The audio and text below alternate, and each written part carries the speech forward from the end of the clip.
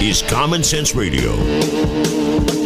Straightforward and no excuses. All right. Come on now. This is the Steve Gruber Show. Call me crazy. Oh, yeah. What I said was perfectly right and spot on accurate. Boy's got a mouth like a cannon, always shooting it all. Stop. Got it. Yeah, stop. I mean, you're way off script. Got it in me. Gonna quit until it all comes out. Hey, boy. Been a long education. Yeah, it's not cynical. It's common sense. Pay attention to me when I'm talking to you. I'm gonna rock the nation. Rock the nation. Genuine, accountable, and raw. Here is Steve Gruber. Welcome to it. It's Friday, October the 23rd. It's 6 minutes after, and I'm glad you joined us this morning. I'm glad to have you on board. The hotline number is 888-900-9966, 888-900-9966. Free for all Friday it is. Meaning you can talk about anything that's on your mind, anything. I mean, we had the fella on from Aurora, Wisconsin this week. I mean, try not to drink too early, but if you do, we might even take your phone call. It's pop. Well, you been drinking too already? I mean, it is Friday. Well, I'll give you that. And free for all. What do you do on a free for all? Well, fair enough. Hey, and look, after a bolo, be on the lookout for brother Shane. His wife sent up a flare, phoned in. I've seen him. He's okay. He's upright. He's taking nourishment. After disappearing for a couple of weeks. I'm just glad we found you because there was a lot of concern there for a while. Well, I spent a little time on the road. I was in Canada. I was in Missouri. I was doing, those things. Mm-hmm. Yeah, apparently Verizon called earlier asking if they could get their cell phone back because obviously you had no use for it because you weren't calling anybody to let them know you were in Canada or Missouri or anywhere else. Oh, I had. You just don't pay any attention. There's a difference. Huh? Exactly. Please turn your hearing aid back up. Huh? All right. So, a lot to talk about today. We got a lot going on. Congressman Bill Huizenga will be here. Ken Brown will be here. House Minority Leader Tim Grimel, Democrat from Auburn Hills, will join us. Ronald Romney will join us. Rick Ector, a guy who's kind of become one of my heroes, the guy behind getting laid in Detroit, legally armed in Detroit. Rick Ector will be here to talk about the move against your firearms. It's now focusing primarily on your ammunition. We'll also have Greg Gasichel here. Now, Greg you've never heard of, but Greg's cool. Greg is a pharmacist up in Rhodes, Michigan. And he went fishing in Hubbardston Lake here not long ago, last weekend in fact, and caught a 9.33-pound smallmouth bass. New state record, broke a 109-year-old record, Greg did. He's going to join us for the conversation. And Mark will be here from the best corn maze. If you're looking for something to do this weekend. Corn mazes, I don't think there were corn mazes when I was a kid. Do you remember that stuff? I don't remember that. I remember running around in the corn hiding from my parents. Well, I was hiding from somebody. Or you. Or vice versa. Or whichever, yeah. But, no, I don't remember corn mazes, but I've met Mark before, and once or twice. And they spend all summer working on that. They rake 3 miles of trails to get ready for that corn maze. Yeah, they do. It's pretty incredible, to say the least. All right, so I'm going to just say this. I am officially bored. With this whole Benghazi committee now. I mean, it was predictable. It was long. Listen, she... properly medicated she was. She didn't get excited. She didn't get fired up. She answered their questions. And honestly, she did a fine job. I mean, whether you like the woman or not, she stood right in there and she took questions until, 8 o'clock last night or something ridiculous. Now, there's conflicting stories about, what's going on. Apparently, Hillary told her daughter, Chelsea, in an email, 2 of our officers were killed in Benghazi by an al-Qaeda-like group. This is an email from September the 11th, 2012, at 11:12 p.m., so after the attack. 2 of our officers were killed in Benghazi by an al-Qaeda-like group. The ambassador whom I handpicked and a young communications officer on temporary duty with a wife and 2 young children. A very hard day, and I fear more of the same tomorrow. That's actually the kind of email you would expect a hard day, more tomorrow, people were killed, people that I selected, then why on earth did you go out and tell the world it was about a video when you knew when you knew otherwise, everybody knew otherwise? Well, it sounds to me like somebody above her pay grade told her to do it. Well, that'd be the only explanation now, wouldn't it? Yeah. That'd be the only explanation. Well, yeah, because that would vindicate her under the circumstances if she was given orders to do that. And I would believe that's probably what may have actually happened. Yeah. Anyhow, I'm bored with it. I don't know where you go from here. I'm much more interested in what the FBI is doing. And the FBI reviewing the email scandal involving Hillary Clinton. But a good week for Hillary Clinton overall. She has a good debate performance last week, I guess a little bit more than a week, but on the 13th of October, and then Joe Biden decides not to jump into the race for president, and then she has what is a good performance in front of the committee. She's had a pretty solid week or 10 days as far as being a candidate for president of the United States, whether you like it or not. And if you don't like it, you need to be focused on, yes, you have an opponent here. You have somebody who is going to run a campaign that you may not agree with, but you'll have to roll up your sleeves. This is not going to come easy to anyone. The hotline number is 888-900-9966, 888-900-9966 on this Friday. Let's check in with Brian on the line in southern Michigan. Brian, welcome to the program. Good morning.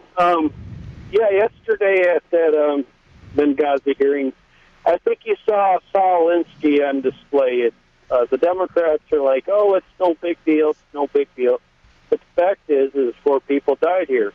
Just think if the Republicans would have acted that way with Richard Milhouse Nixon, and no one died under that administration. But, it just shows the extent at what they'll go to defend nonsense. Well, and that's what bothered me and bored me, Brian, the most. It was a lot of grandstanding. It was a lot of, from the Democratic side primarily, they were giving speeches to defend Hillary Clinton and how much money had been spent and how much time had been spent. Well, then we'd spend a lot less time and money if we didn't have to chase people around. And that's a fact. But the thing is, Steve, is they always go back to partisanship. But you need to set partisanship aside and focus on the facts, because if we keep just doing this partisan thing, then the lies are going to destroy this country. What's it going to take to hold somebody accountable on the Democratic side? A miracle, Brian. Thanks for checking in. It's going to take a lot to hold somebody accountable, because here's the thing.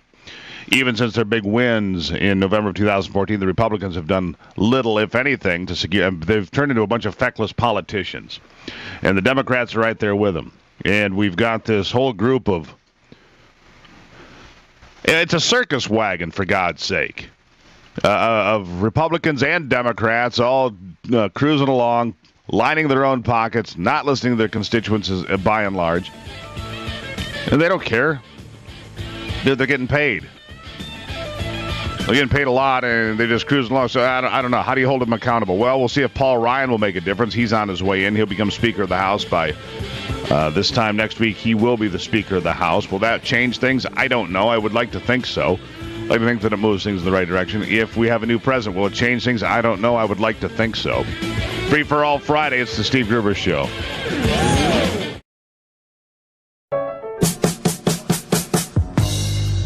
The Steve Gruber Show. American values with Midwestern common sense. That's what I'm talking about.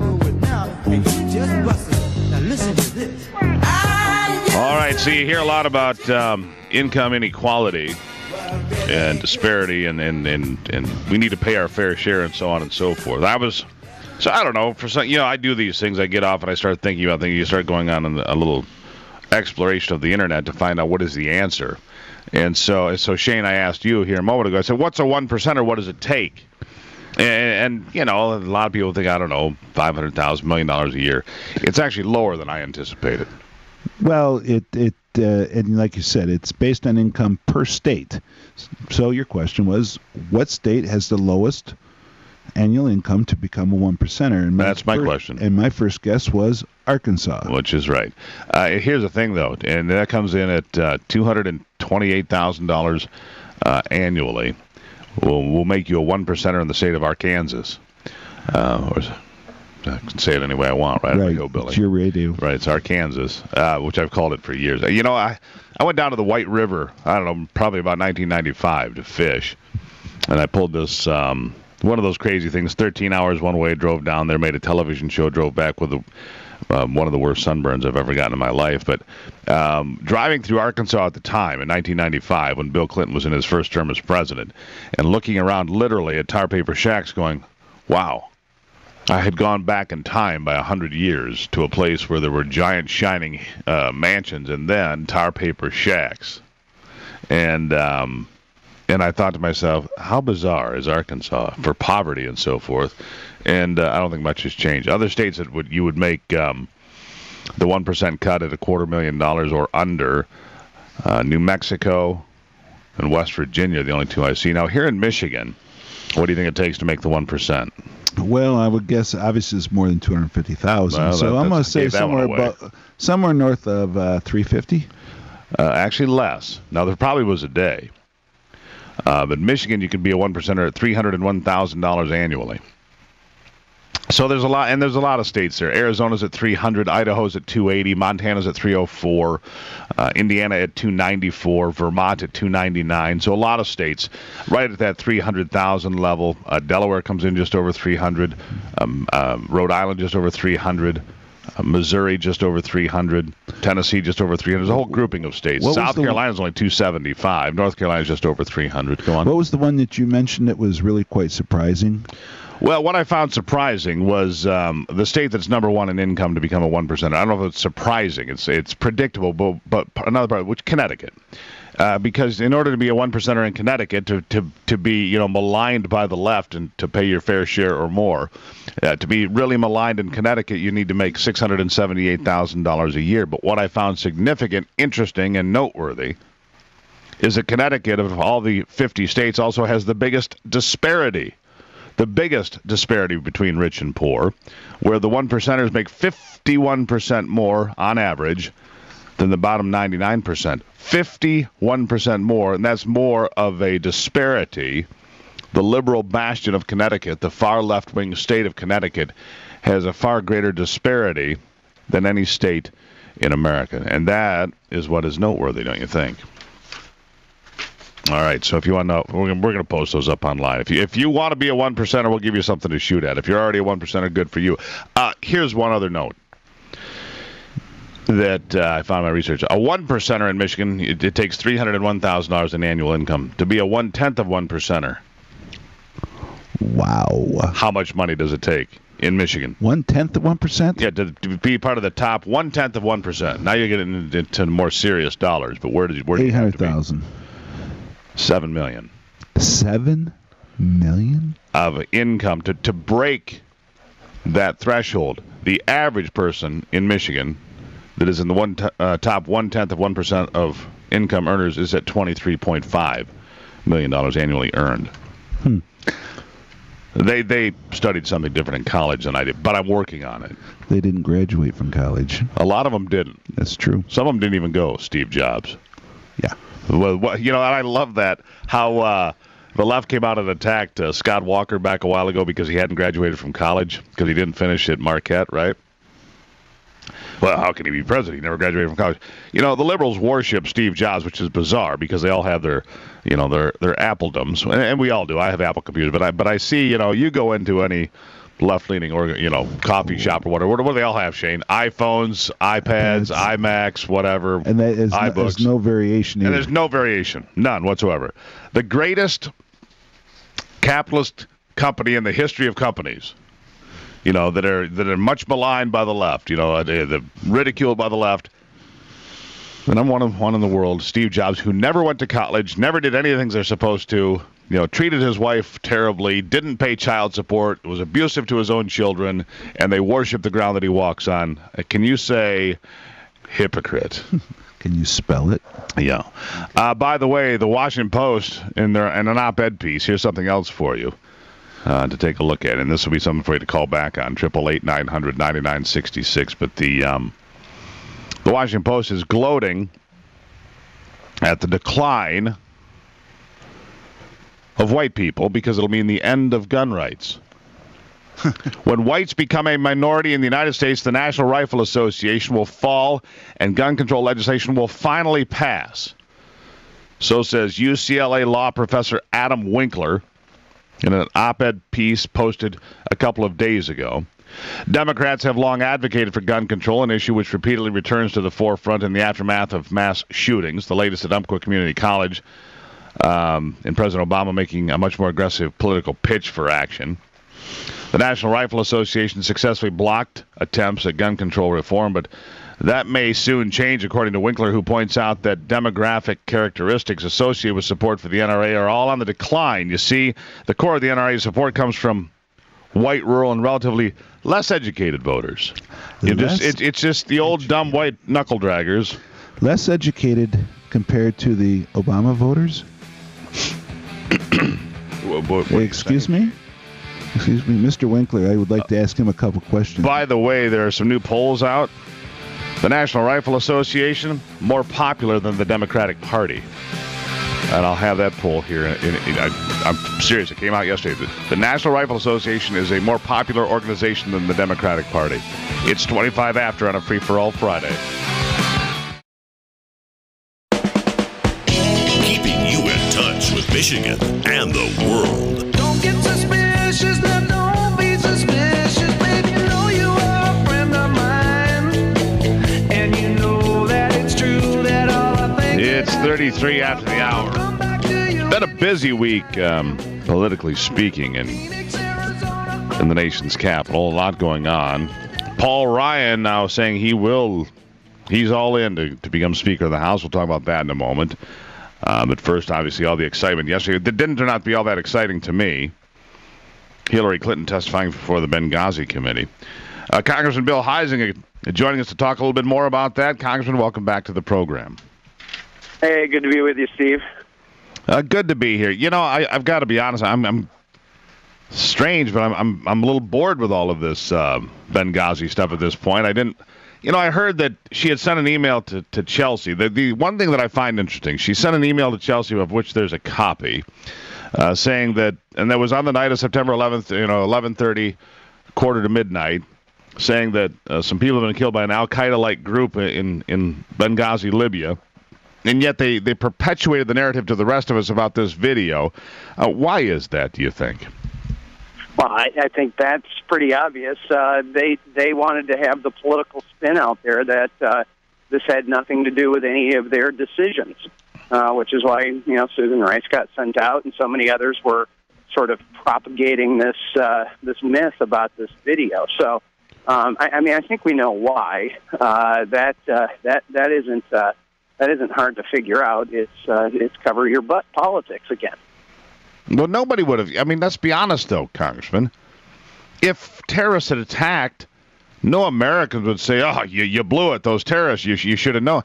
I don't think anybody would have been, down on Hillary Clinton because we had suffered a terrorist attack, and by comparison, and no disrespect meant to the ambassador, the other three people that died, by comparison, a fairly small terrorist attack, compared to other things that we have seen.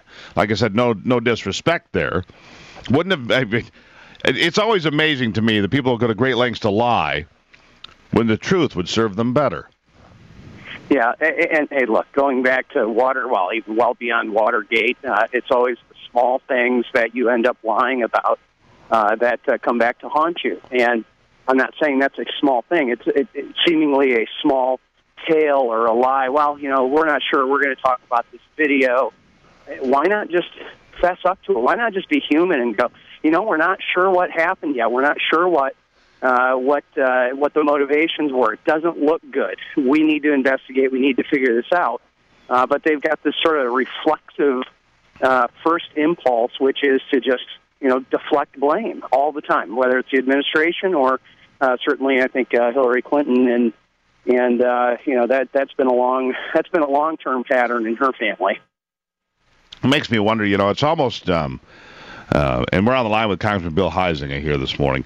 It's almost childlike behavior, because a child fearing that their parents are going to be angry will say something that's not true in an effort just not to be in trouble, right? And that's kind of the behavior here. When the truth, would be just go with the truth. Nobody's going to be upset. Something happened here. We get it. Bad things happen sometimes through no fault of our own, and nothing we could have done to foresee this issue potentially. And listen, in being fair about this, we're the focus of terrorist threats around the globe 24 hours a day. If you missed one, you missed one. If the ambassador had asked for more help, I believe her. She didn't see that cross her desk.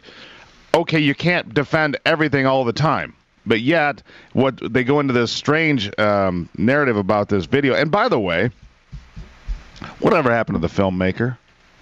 Where is that guy? Yeah, I have no idea. I mean, they threw him in a deep, dark hole somewhere. We've never heard from the guy that made that video that allegedly created Benghazi. You've never heard from the guy since. Doesn't that make you wonder? Yeah. There's a lot of things about this that make me wonder, and why in the world, in light of all that, the president's going to do things like veto an NDAA that's going to make sure that the military is ready to not let this happen again. I mean, there's so much of this that's all wrapped up in on itself that get a lot of people going, why is this administration so anti-military? Why is it so against having a strong America out in the world? And I can tell you, I was just in Europe not long ago talking with the head of European Command. And we cannot take lightly what is happening with Russia and ISIS and that whole region, and why we would let ourselves stand down is beyond me. Yeah, I have to. I can't disagree with you on that. The whole notion that and the president will come out and say, Russia can't do this, Russia can't do that, Russia doesn't. Well, there may be some truth to that. They might not be on par with us militarily at this point, but them roaming around unchecked, they're a pretty good sized bully on the playground, I'd say, and you need to pay attention to what's going on. And to me, this administration, either by design or by default, is completely outmatched in its day-to-day back and forth with, well, not just Russia, but several countries. Yeah, I think that's absolutely accurate, and you need to have a commander-in-chief who wants to be commander-in-chief, who wants to have a strong, imprint on the world. And so often, as we travel around the world, and we have world leaders come here to Washington D.C., their plea is, please have a strong America. That's what we need. We need to have this moral force in the world, and you guys are backing away from that. And I think that's part of the problem, is the president doesn't view us as a moral force in the world. All right, so before we go now, we got about a minute here, a little bit more. But Paul Ryan, apparently he's gotten the backing he needs. He says he's going to do it. He says it's only going to be a 9-to-5 job for him, though. Has some people ruffled, has some people that serve in the American military actually saying, listen, to be a leader, you don't get to pick and choose when you get to go to Thanksgiving dinner. Sometimes you get to see your family. Sometimes you don't if you're a leader of something important. Other than that, I think he's going to be a unifying force potentially. What do you think? Yeah, he will be a unifying force. I just want to, I've been there with Paul, and he has not said it's going to, I think that's a mischaracterization, that's going to be a 9-to-5 job. Because I can tell you the guy's up at 5:30, working out to make sure that he's ready for the day, and goes late into the night. What he really said, and I think that as a dad with young kids as well, I struggle with this, is how do you make sure that you have some semblance of balance within the parameters of what your duties are? And there are times where we miss our family stuff. It just happens. Guess what? That happens for our military men and women as well, and that's part of the job. If he really, truly wanted a 9-to-5 job, he wouldn't be a congressman, and he wouldn't be chairman of Ways and Means, and he certainly wouldn't be speaker. But what he has said is, I want to make sure that I can not lose my family over this, which means I'm not going to be going and doing fundraisers in California on a Sunday night when I need to be home, going to church with my kids, watching the Packers. And as a Lions fan, that kills me that he's still such a Packers fan. But that is embarrassing. Yeah, having a little bit of that balance. What I'm concerned about is that he's up at 5:30, and I want to know when he's going to get serious and start getting up early with the rest of us. That's what I'm trying to figure out. Why is he sleeping in like that? I'm a little concerned. Yeah, anyhow, true. Congressman, Always a pleasure, my friend. It is, and I hope you have a great weekend, and thank you so much for stopping in again. Hey, good to be with you, Steve. Take care.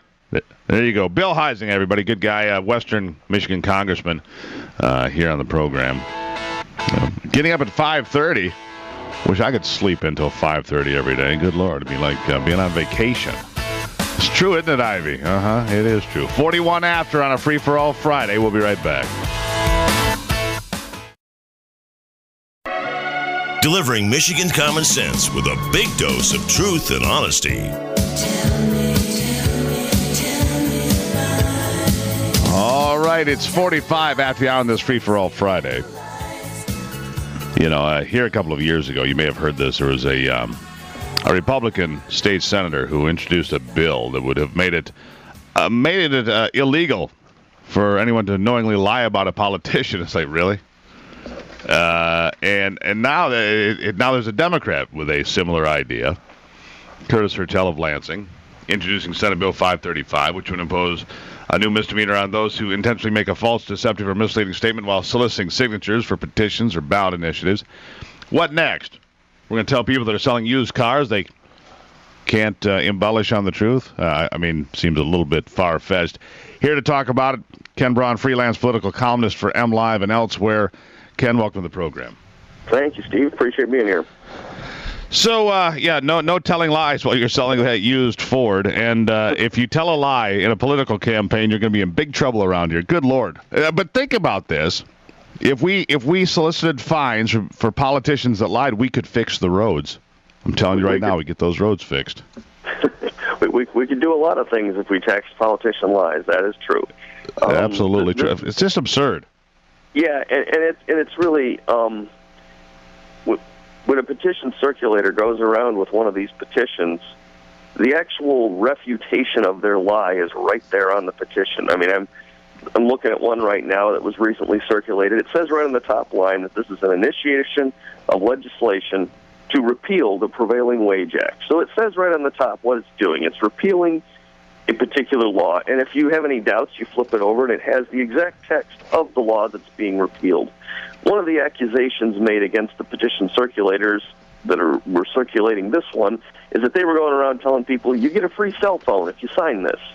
Well, it doesn't say free cell phones on here anywhere. If you actually believe that, that's on you. If it actually happened and you believe it, that's on you. What's more likely going to happen is, Steve, you're going to say, no, it doesn't say cell phones on here.